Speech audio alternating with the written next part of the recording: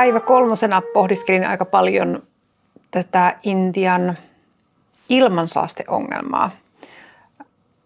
Intiassa ilmanlaatu siinä vaiheessa, kun tänne tulin, eli marraskuun puolessa välissä, niin jo ennakkoon näytti, että se on vaarallinen. Se vaarallinen on silloin, kun niin kuin pyydetään, että ihmiset eivät menisi ollenkaan ulos, jos ei ole pakko, edes terveet ihmiset. Ja se oli tosi mielenkiintoinen jo ihan silloin, kun tänne laskeuduin, niin täällä on tietyllä tavalla semmoinen niin jatkuva sumu. New Delhi on tietyllä tavalla sellaisessa paikassa, kun ei ole merenrannalla, ilma ei pääse vaihtumaan, tulee tämmöinen niin kuin tietty inversioreaktio ja se pitää tietyllä tavalla sitä niin kuin, siinä maan pinnassa sitä kaikkea saastetta.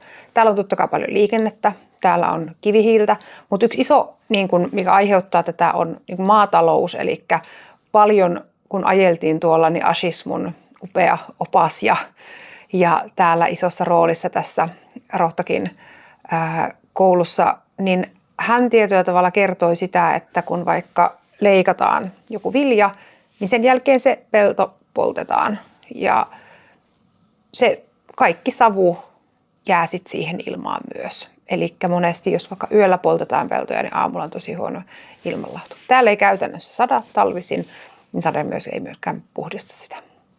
Tänään oli sellainen päivä, että sattui silmiin tai silleen niin kuin kutiitti ja sitten mietin, että onko mä nyt niin väsynyt, että silmät sitten reagoi sillä tavalla. Mutta pitkin päivää vähän semmoinen, kun on tarpeeksi lähellä nuotiota ja vähän tulee savua ja silmää rupeaa pistelemään, niin oli sellainen olo. Paljon mä oon miettinyt sitä, että siis hehän ei täällä enää tietyllä tavalla siihen kiinnitä enää mitään huomiota. Se on ihan perusjuttua.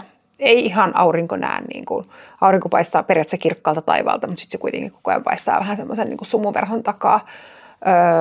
Ja ollaan vähän niin kuin sopeuduttu siihen. Ja sitten toisaalta eihän ihminen sopeudu silleen aidosti, siihen tottuu, mutta ilmansaasteet aiheuttaa valtavasti kuolemia maapallolla. Nämä lapset kasvaa ja elää jatkuvasti tässä ilmassa.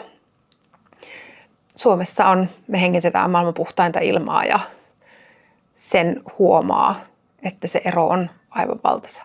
Mä oon jo vähän tottunut siihen, että täällä ei näe kunnolla pitkälle ja voi olla sit jännä tulla Suomeen ja katsella taas sinne välillä kilometrien päähän, jos sattuisi silleen näkemään, koska täällä se ei ole niin kuin millään tavalla mahdollista.